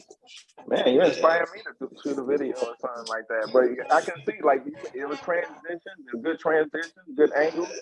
They made appreciate it, man. Like it, a lot of it might have made a little more sense if it wasn't kind of lagging on the screen, but yeah, it was. I dropped the link in the chat so everybody can watch it without the lag. The nature of the stream. Yeah. Did you get the Yes, I did. Yes, right. I did. Are you in? Yes, I am. The thing, yes, I'm in. Okay. Yeah, it's just like, yes, I'll probably just do like a 16 though, because I think he did like a minute and a half, maybe a little more than that. So I'll probably just like a 16, and then I guess if you do a 16, that'd give us a pretty long song. But yeah, I'm definitely. I'm gonna ride that wave. Yeah, I'm definitely in on that. I'm gonna do my usual. What do I call myself? Parasite, my parasitic thing. You gonna double time on us? Nah, not this time. I was joking. You double time on that. You's a bad man. I mean, I could, but I'm not going to. Back now. Yeah, man, I appreciate y'all, man. We go knock this stuff out for mid real quick, man, and try to get myself together for tomorrow morning, man. But y'all brothers be safe, yo. Peace, everybody. Okay, peace. I mean, yeah, war, everybody. All right. All right. Yeah. Yeah, man. Demar,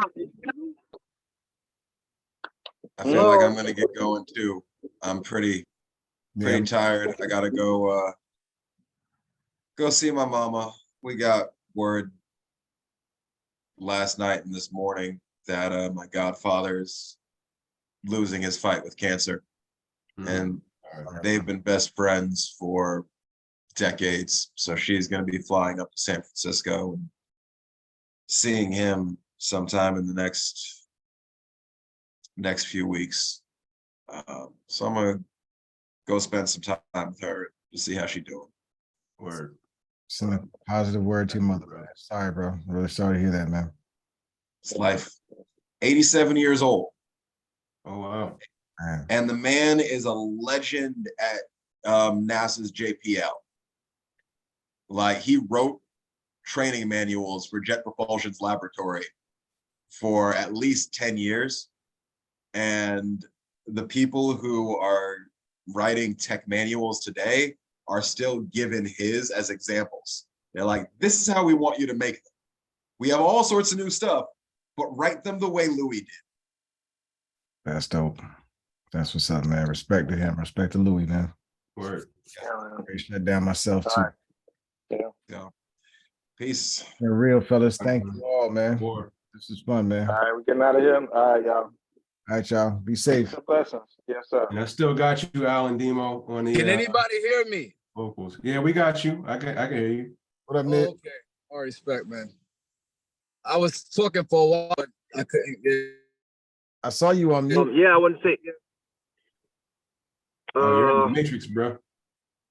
Yeah, I was unmuted, but still. Yeah, no, I just say shout outs because you know, dropping knowledge today, and that beat was so crazy. Who made that beat? DJ Pandemonium. Panda. Oh, that's something perfect for mid school radio. That's on my playlist. That's right. That's so School dope. radio. Dope, man. I know everybody's tired. I think this conversation was so dope, and yeah, I mean, I just been so crazy with everything, and I'm just trying to like just do this next step. But one thing I think I'm able to do is like I mentioned a lot, like create spaces to create spaces. So if anybody here is like want to do the same thing, but you know, they let my one of my organizations sponsor it, Shaw. Like you do it, but then we upload it to the thing and we talk about it. You know, that might be something I could definitely easily do because I'm like I got those things that are possible. I guess yeah, I'll talk more. Like I like to be quoted and talk, but I talk more later. Okay. Yeah, maybe we can do something especially for that. Yeah. Cool, man. Appreciate you, man. Actually, so we're about to leave. Everybody's about to leave. Can we talk for like 5? Can everybody here talk for like 5 minutes without the recording? Yeah, let me kill the stream real quick, Chief.